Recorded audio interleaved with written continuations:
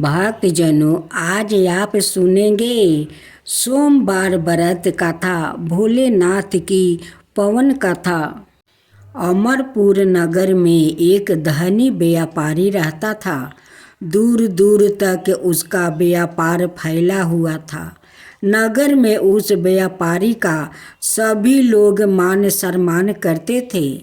इतना सब कुछ होने पर भी वो व्यापारी अंत मन से बहुत दुखी था, क्योंकि उस व्यापारी का कोई पुत्र नहीं था। दिन रात उसे एक ही चिंता सताती रहती थी, उसकी मृत्यु के बाद उसके इतने बड़े व्यापार और धन संपत्ति को कौन संभालेगा। पुत्र पाने की इच्छा से वो व्यापारी प्रति सोमवार भगवान शिव की व्रत पूजा किया करता था। संध्या काल को व्यापारी शिव मंदिर में जाकर भगवान शिव के सामने घी का दीप जलाया करता था। उस व्यापारी की भक्ति देखकर एक दिन पार्वती ने भगवान शिव से कहा, हे प्राणनाथ, यह व्यापारी आपका सच्चा भक्त है। कितने दिनों से यह सोमवार का व्रत और पूजा नियमित कर रहा है। भगवान आप इस व्यापारी की मनोकामना अवश्य पूर्ण करें। भगवान शिव ने मुस्कुराते हुए कहा, हे पार्वती, इस संसार में सबको उसके कर्म के अनुसार फल की प्राप्ति होती है। प्राणी जैसा कर्म करते हैं उन्हें वैसा ही फल प्राप्ति होता है। इसके बावजूद पार्वती जी नहीं मानी। उन्होंने आग्रह करते हुए कहा, नहीं प्राणनाथ, आपको इस व्यापारी की इच्छा पूरी करनी ही होगी। यह आपका अनाय भक्त है। प्रति सोमवार आपको विधिवत व्रत रखता है और पूजा अर्चना के बाद आपको भोग लगाकर एक समय भोजन ग्रहण करता है। आपको इस पुत्र प्राप्ति का वरदान देना ही होगा। पार्वती का इतना आग्रह देखकर भगवान शिव ने कहा, तुम्हारे आग्रह पर मैं इस व्यापारी को पुत्र प्राप्ति का वरदान देता हूँ, लेकिन इसका पुत्र 16 वर्ष से अधिक जीवित नहीं रहेगा। उसी रात भगवान शिव ने सपने में उस व्यापारी को दर्शन देकर उसे पुत्र प्राप्ति का वरदान दिया और उसके पुत्र के 16 वर्ष तक जीवित रहने की बात भी बताई। भगवान के वरदान से व्यापारी को खुशी तो हुई, लेकिन पुत्र की अल्पायु की चिंता ने उसे खुशी को नष्ट कर दिया। व्यापारी पहले की तरह सोमवार का विधिवत व्रत करता रहा। कुछ महीने पश्चात उसके घर अति सुंदर पुत्र उत्पन्न हुआ। पुत्र जन्म से व्यापारी के घर में खुशियाँ भर गई। बहुत धूमधाम से पुत्र जन्म का सोमवार मनाया गया। व्यापारी को पुत्र जन्म की अधिक खुशी नहीं हुई, क्योंकि उसे पुत्र की अल्पायु के रहस्य का पता था। यह रहस्य घर में किसी को नहीं मालूम। वृद्धन ब्राह्मणों ने उस पुत्र का नाम अमर रखा। जब अमर 12 वर्ष का हुआ तो शिक्षा के लिए उसे बनारसी भेजने का निश्चय हुआ।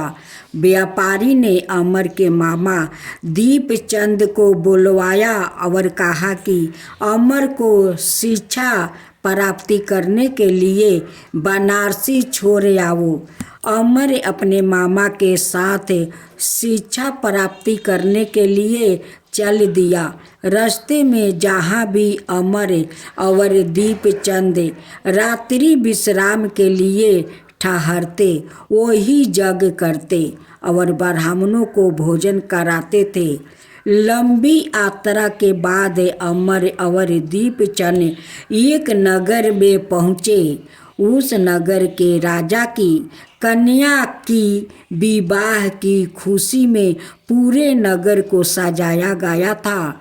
निश्चित समय पर बारात आ गई, लेकिन वर का पिता अपने बेटे के एक आंख से काने होने के कारण बहुत चिंतित था।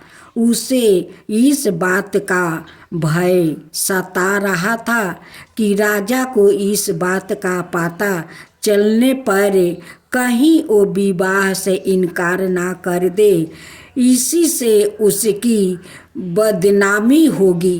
वर के पिता ने अमर को देखा तो उसके मस्तिष्क में एक विचार आया। उसने सोचा, क्यों ना इस लड़के को दूल्हा बनाकर राजकुमारी से विवाह करवा दूं। विवाह के बाद इसको धन देकर विदा कर दूंगा और राजकुमारी को अपने नगर में ले जाऊंगा।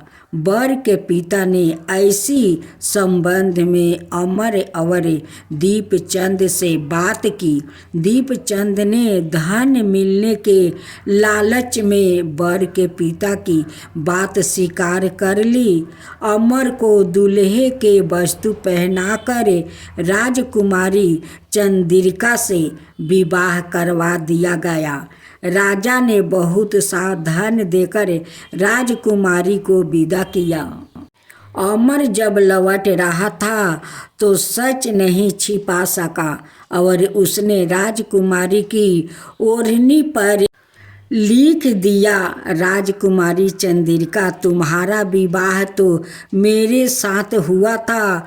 मैं तो बनारसी में शिक्षा प्राप्ति करने जा रहा हूँ। अब तुम्हें जिस नौजवान की पत्नी बनना पड़ेगा वो कान्हा है। जब राजकुमारी ने अपनी ओढ़नी पर लिखा हुआ पढ़ा तो उसने काने लड़के के साथ जाने से इनकार कर दिया। राजा ने सब बातें जानकर राजकुमारी को महल में रख लिया। उधर अमर अपने मामा दीपचंद के साथ बनारसी पहुंच गया। अमर ने गुरुकुल में पढ़ना शुरू कर दिया। जब अमर की आयु 16 बरस पूरी हुई तो उसने एक यज्ञ किया। यज्ञ की समाप्ति पर ब्राह्मणों को भोजन करवाया और खूब अन्न वस्तु दान किया। रात को अमर अपने शयन कक्ष में सो गया। शिव के वरदान के अनुसार स्वयं अवस्था में ही अमर के प्राण निकल गया। सूर्योदय पर मामा अमर को मृत्यु देखकर रोने पीटने लगा। आसपास के लोगों भी एकत्र होकर दुख प्रकट करने लगा। मामा के रोने विलाप करने के सवाए समीप से गुजरते हुए भगवान शिव और माता पार्वती ने भी सुने। पार्वती जी ने भगवान से कहा, प्राणनाथ, मुझसे इसके रोने के सवन सहन नहीं हो रहा है। आप इस व्याकुल के कष्ट अवश्य दूर करें। भगवान शिव ने पार्वती जी के साथ अदृश्य रूप में समीप जाकर अमर को देखा तो पार्वती जी से बोले, पार्वती, यह तो उसी व्यापारी का पुत्र है। मैंने इसे 16 बरस की आयु का वरदान दिया था। इसकी आयु तो पूरी हो गई है। पार्वती जी ने फिर भगवान शिव से निवेदन किया, हे प्राणनाथ, आप इस लड़के को जीवित करें, नहीं तो इसके माता पिता पुत्र की मृत्यु के कारण रो रो कर अपने प्राण को त्याग कर देंगे। इस लड़के का पिता तो आपका परम भक्त है। वर्षों से सोमवार का व्रत करते हुए आपको भोग लगा रहा है। पार्वती की आग्रह करने पर भगवान शिव ने उस लड़के को जीवित होने का वरदान दिया और कुछ ही पल में वो जीवित होकर उठ कर बैठा। शिक्षा प्राप्त करके अमर मामा के साथ अपने नगर की ओर चल दिया। दोनों चलते हुए उसी नगर में पहुँचे जहाँ अमर का विवाह हुआ था। उस नगर में भी अमर ने यज्ञ का आयोजन किया।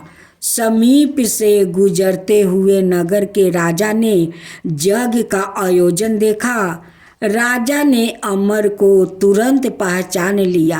यज्ञ समाप्त होने पर राजा अमर और उसके मामा को महल में ले गया और कुछ दिन उन्हें महल में रख कर बहुत सा धन वस्तु देकर राजकुमारी के साथ विदा किया। रास्ते में सुरक्षा के लिए राजा ने बहुत से सैनिकों को भी साथ भेजे। दीपचंद ने नगर में पहुंचते ही एक दूत को घर भेजकर अपने आगमन की सूचना भेजी। अपने बेटे अमर के जीवित वापस लौटने की सूचना से व्यापारी बहुत प्रसन्न हुआ। व्यापारी ने अपनी पत्नी के साथ सवाए को एक कमरे में बंद कर रखा था। भूखे प्यासे रहकर व्यापारी और उसकी पत्नी बेटे की प्रतीक्षा कर रहे थे। उन्होंने प्रतिज्ञा कर रखी थी कि यदि उन्हें अपने बेटे की मृत्यु का समाचार मिला तो दोनों अपने प्राण त्याग देंगे।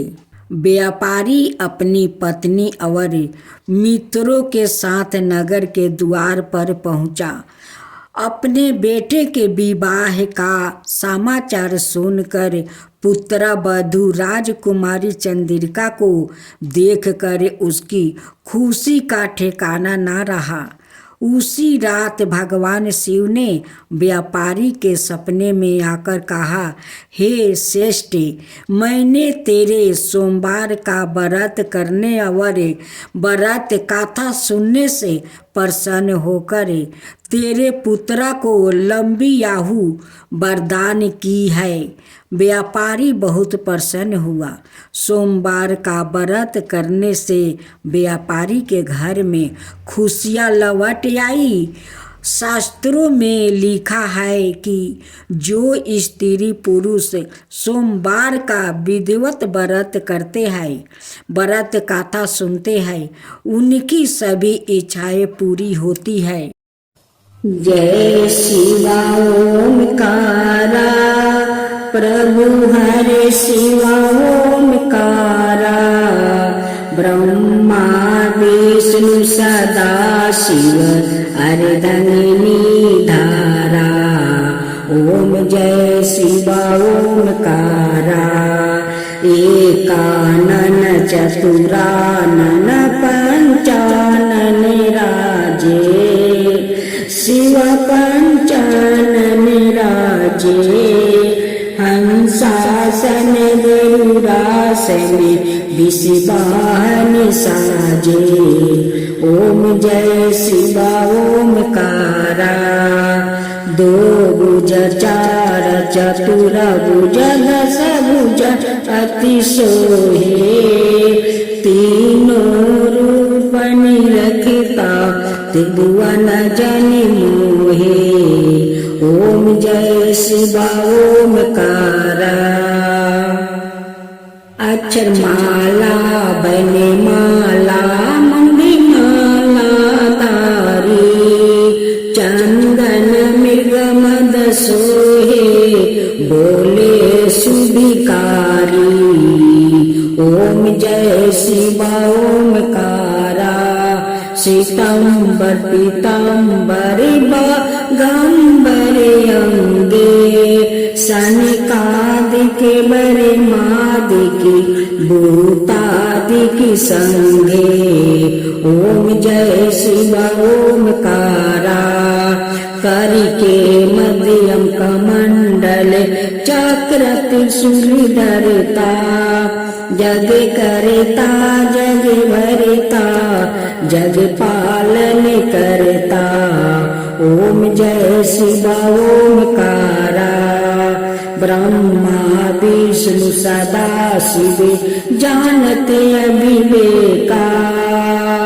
प्राण बचर के मध्यम याहे तीनों एका।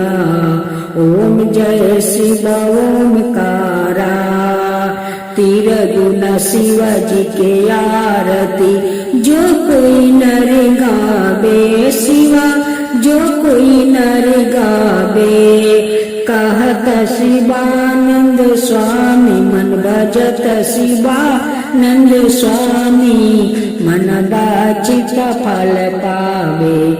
ओम जय शिवा ओमकारा जय शिवा ओमकारा।